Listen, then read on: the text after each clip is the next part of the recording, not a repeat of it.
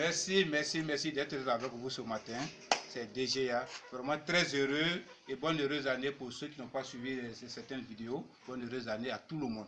D'accord? C'est toujours un plaisir pour moi d'être avec vous. Et aujourd'hui, je suis sur une ferme à Bata. Et chez un frère, tout à l'heure, il va se présenter. Mais il y a certaines préoccupations de certains éleveurs que je vais énumérer. Actuellement, nous traversons une période très difficile pour les éleveurs par rapport à la température, surtout en Côte d'Ivoire, au Mali et au Burkina. La zone thermique d'un lapin, c'est entre 15 degrés C et 29 degrés C. C'est là que le lapin se sent bien. Si en dessous ou bien au-delà des 25 degrés C, c'est que le lapin il a chaud. Il faut éviter les arbres couplés, sinon le résultat va s'avérer nul. Pourquoi? Parce que le lapin, il fait chaud, l'eau est tiède, et quand l'eau est tiède, le lapin ne boit pas. Il ne mange pas non plus. Donc, du coup, tous les éléments qui pourraient favoriser la reproduction n'existent plus. Ils existent, mais pas à grande quantité. Donc, du coup, la lapine fait un lapéro, deux lapéros, et d'autres se plaignent. Ça, c'est le premier cas. Le second cas, c'est que les lapines, elles sont gestantes, et le moment venu, elles mettent bas et elles meurent. Pourquoi? Parce qu'elles ne se nourrissent pas. Elles ne mangent pas parce qu'il fait très chaud, la température est très élevée. Nous sommes entre 30, 32 degrés, 33 degrés. Au Mali, il y a mon ami du Guinée, comment on appelle, M. Diallo qui m'a appelé, ils sont à 40 degrés. Vous voyez un peu? Et à cette température, il faut éviter d'accoupler les lapéros, les lapines. Sinon, le résultat va s'avérer très nul. D'accord? Ok. Pour ceux qui veulent embrasser l'agriculture, il y a un monsieur qui me demandait, monsieur, je veux embrasser l'agriculture, je veux faire de ça mon métier, qu'est-ce qu'il faut? Tu prends un bic, mon frère, puis il faut t'asseoir. Et ouvre grandement tes oreilles et prends note. La première des choses pour embrasser l'agriculture, le métier de l'agriculture, il faut visiter des fermes. Échange avec des fermiers. Échange avec les techniciens. Va consulter un consultant ou bien un formateur. Ça, c'est la première des choses. La seconde chose, il faut avoir une formation de base. Au moins, il faut qu'on t'apprenne les éléments de base de l'agriculture. D'accord? Après ça, il faut savoir, il faut avoir des informations sur les différentes races. Tant que tu ne connais pas la race du lapin que tu es tenté d'élever, tu ne pourras pas le nourrir ni le soigner. Parce que son alimentation et ses soins sont basés sur sa race. Un exemple, un lapin de la race petite pèse entre 1,50 kg voire 2 kg. Son âge de maturité c'est 3 mois, 4 mois, 5 mois. Vous voyez un peu. Et il est rationné 100 grammes. D'accord? Un lapin de la race moyenne, c'est un lapin qui pèse entre 3 kg et 5 kg. Son âge adulte, c'est entre 5 mois et 6 mois. Le mâle est rationné 100 grammes. Mais ça, c'est en titre indicatif. Imaginez cet instant qu'un lapin qui pèse 2 kg et celui-là pèse 5 kg, est-ce qu'il peut avoir la même ration? Donc, ce que nous donnons, ce sont des informations à titre indicatif. C'est comme une femelle qui est rationnée 120 grammes jour. Je dis bien 120 grammes jour. Imaginez qu'elle est gestante. Est-ce qu'elle va utiliser 120 grammes? Non, elle va 140 grammes. Une femelle qui a mis bas, celle-ci a fait 4 lapéros, l'autre en a fait 12. Est-ce qu'elles vont avoir la même ration? Non. On tient compte de la portée pour pouvoir les rationner. Vous voyez un peu? Voilà. Donc il faut d'abord connaître la race que tu vas élever, si c'est la race moyenne, ou bien si c'est la race petite. Parce que je ne parle pas de la race géante, puisque c'est une race qui est très chère. D'accord? Donc on ne l'est pas, et puis elle n'est pas faite pour pour ceux qui font le commerce. C'est fait pour voilà, peut-être des gens qui veulent montrer aux gens qui savent élever des lapins, des gros lapins, voilà. Ou bien pour les laboratoires, ou bien faire du pâté. D'accord? Voilà. Donc nous les éleveurs, nous c'est la race petite et la race moyenne qui nous intéresse. D'accord?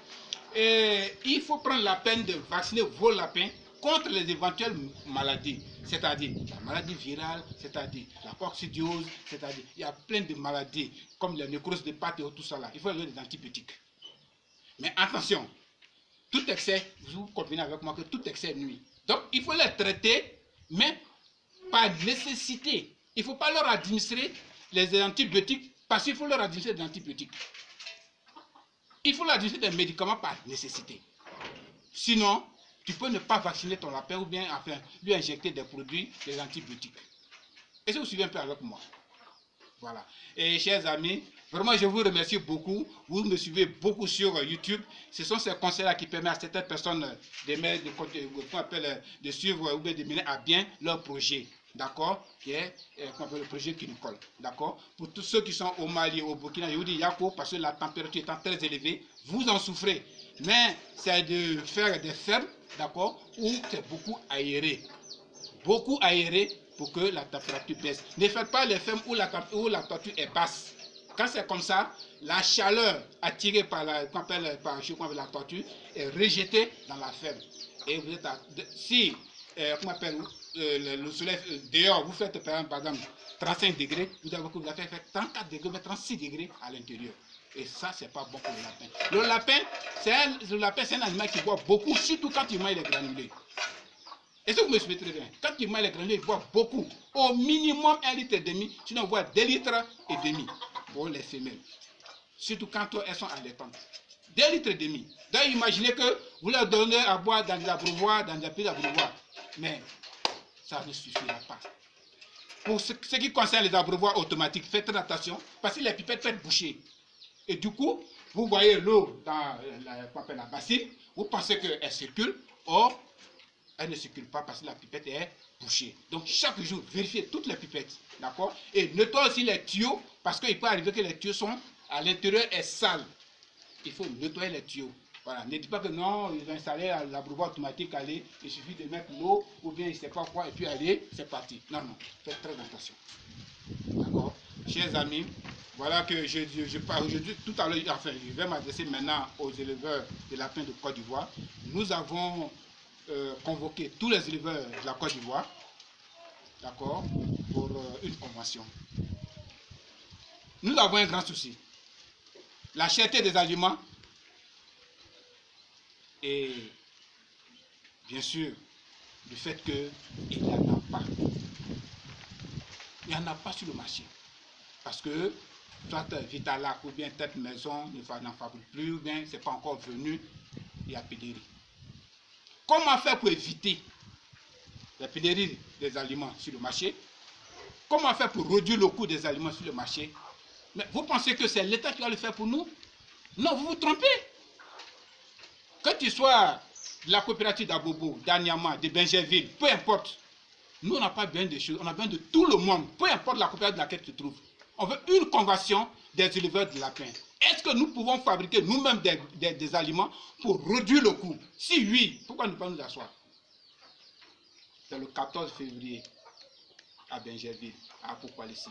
Je convoque tous les slots que nous convoquons, tous les éleveurs de lapins. J'ai dit merci comme ça à Miss Bomia Estelle, qui est PCO de l'organisation. Monsieur Keita à Bobo, qui est PCO adjoint au comité d'organisation. Moi, je suis qu'un coordinateur. Il y a Madame Nyangba Sidoni qui s'en charge de tout ce qui est logistique, c'est-à-dire bâche et autres, tout ça. Donc, s'il vous plaît, payez vos cotisations, vos contributions, c'est-à-dire en hauteur de 3 000 francs pour les inscrits, et pour ceux qui font partie du comité d'organisation, 5 000 francs CFA.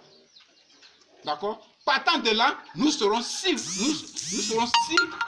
vraiment nous sommes prêts à produire nous-mêmes des granulés, ou bien s'il faut discuter avec des maisons de production de granulés pour pouvoir réduire le coût. Le coût des granulés est très élevé en Côte d'Ivoire. Beaucoup d'éleveurs en souffrent. Si tu achètes 1 kilo de granulés à 350 francs, par exemple, ou bien 250 francs le kilo, et les 25 kilos vont faire combien? Vous avez combien de sujets? Vous avez combien à dépenser par mois? Et vous valez la paix à combien? Voire 4 000 francs, d'autres viennent avec des prix farfelus, 2 500 francs, 3 000 francs. Non, nous allons homologuer le prix des lapins. Mais ce n'est pas à moi de décider. C'est aux éleveurs de la Côte d'Ivoire de décider. Je vous en prie. Il faut qu'on s'asseye pour en parler. Il y a beaucoup d'intellectuels parmi nous. Il y a des gens qui sont prêts financièrement. Il y a des gens qui ont beaucoup de choses dans la tête pour pouvoir évoluer, faire évoluer l'agriculture en Côte d'Ivoire. Mais tant que nous ne décidons pas de nous asseoir, nous n'y arriverons jamais. Et vous pensez que c'est l'État qui va le faire pour nous? Non. C'est le ministère qu'on appelle Halieutique qui va le faire pour nous. Non. L'État a déjà beaucoup à faire. C'est à nous de dire à l'État, ou bien de montrer à l'État que nous sommes capables de faire évoluer notre secteur. D'accord? L'État voyant ce que nous sommes en train de faire, l'État voyant nos difficultés, peut nous venir en aide. Voilà comment il faut procéder. Chers amis, vraiment si vous avez vraiment compris, et que ce qu'il veut dire n'est pas rentré dans l'oreille d'un sourd, je pense que le 14 février, on sera assez pour coaliser à Bingerville pour cette convention. Je vous remercie. Bye. Voilà. On peut couper le bruit seulement. Vraiment, merci beaucoup, monsieur.